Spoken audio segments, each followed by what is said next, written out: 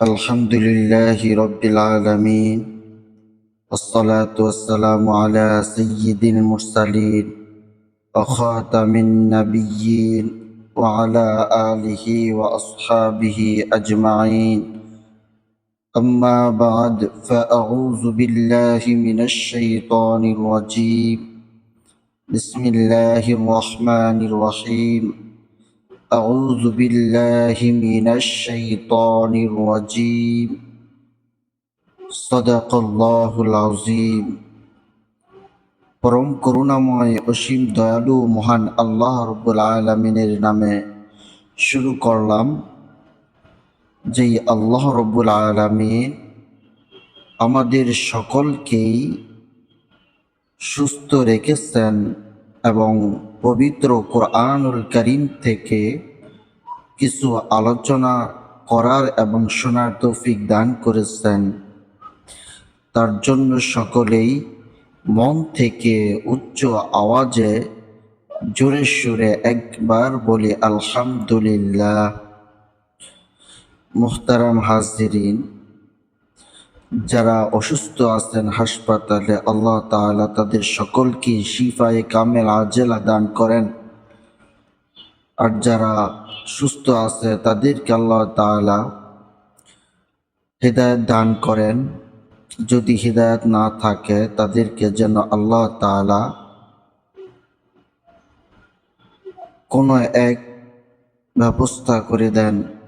আল্লাহ রাব্বুল আলামিনের কাছে আমরা সকলেই প্রার্থনা করি, আল্লাহ, পৃথিবীতে যত মানুষ তুমি পাঠাইছ সকলকেই তো তুমি নিজ হাতে তৈরি করেছ। তুমি যদি তাদেরকে জাহান্নামে দিয়ে দাও, তোমার তো কষ্ট হবে। তুমি সেই উসিলা দিয়ে মেহেরবানি করে সমস্ত মানুষদেরকে তুমি মাফ করিয়া দাও।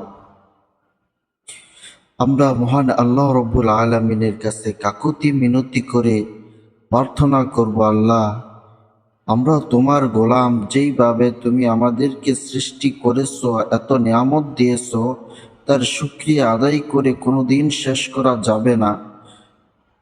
যদি তোমার দয়া পাই, মায়া পাই, মোহাব্বত পাই, ভালোবাসা পাই, তাহলে আমাদের এই জীবনটা সার্থক হয়ে যাবে। আর যদি তা না পাই, আল্লাহ, জানি না কি অবস্থা হবে আমাদের। মেহেরবানি করে আমাদের থেকে তোমার রহমতের দরজা বন্ধ করে দিও না গো মাবুদ। আমাদের থেকে তুমি মুখ ফিরিয়ে নিও না গো মাবুদ। আমাদেরকে মাফ করিয়া দাও। আল্লাহু আকবার। আমরা আজকে আলোচনা করব আউযু বিল্লাহি মিনাশ শাইতানির রাজীম এই সম্পর্কে। আউযু আমরা আশ্রয় প্রার্থনা করি, বিল্লাহি মহান আল্লাহ রাব্বুল আলামিনের কাছে। তাহলে আমরা সকল অবস্থাতেই সমস্ত কাজেই আল্লাহ রাব্বুল আলামিনের কাছে আশ্রয় প্রার্থনা করতে হবে।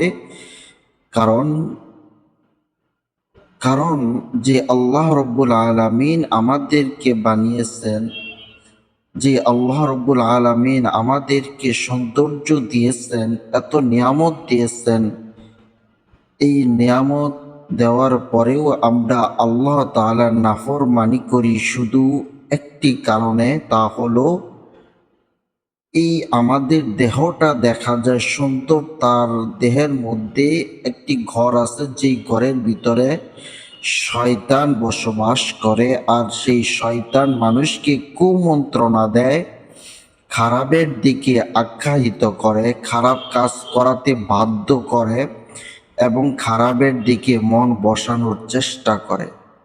কোনো মানুষ যদি ভালো কাজ করে, তাহলে সেখান থেকে তার মন চুরি করে নিয়ে খারাপের দিকে বসিয়ে দেওয়াই হলো শয়তানের কাজ।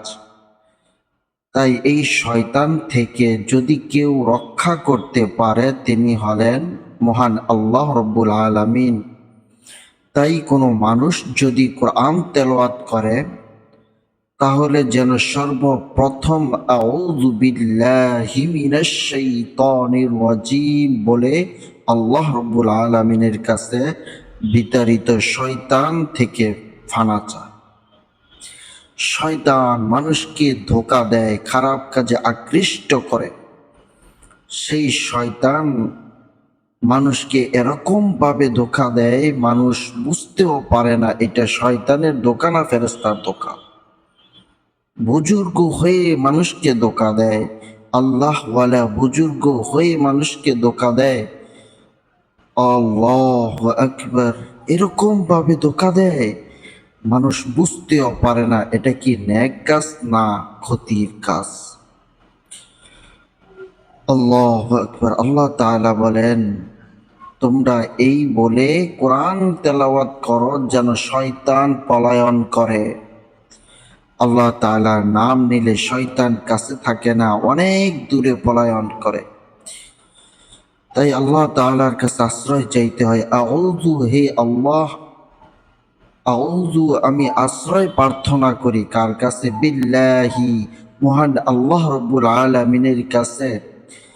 মিনাশ শাইতানির রাজিম, বিতাড়িত শয়তান থেকে, যে শয়তানকে আল্লাহ তাআলা বিতাড়িত করে দিয়েছে এবং কি তাকে পরিত্যাজ্য করেছে, তাকে অভিশাপ দিয়েছে, ধ্বংসের পথে দিয়েছে। সেই ফেরেশতা আল্লাহ রব্বুল আলামিনের সাথে চ্যালেঞ্জ করেছেন, আল্লাহ আমি দেখব তোমার কোন বান্দা জান্নাতে যেতে পারে। সমস্ত বান্দাকেই আমি শয়তান জাহান্নামী নিয়ে ছাড়ব। তাই সমস্ত ভালো কাজের আগে আল্লাহর নামটা স্মরণ করতে হবে, আল্লাহর কাছে ফানা চাইতে হবে।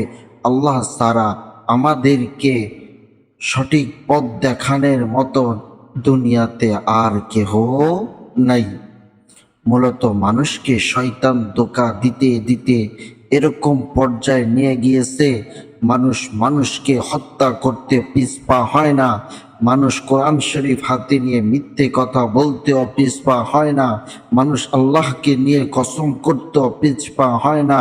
মানুষ তার জন্মদাত্রী মাকে নিয়ে কসম করতেও পিছপা হয় না। মানুষ তার সন্তানের মাথায় হাত তুলে মিথ্যে কসম কাটতেও পিছপা হয় না।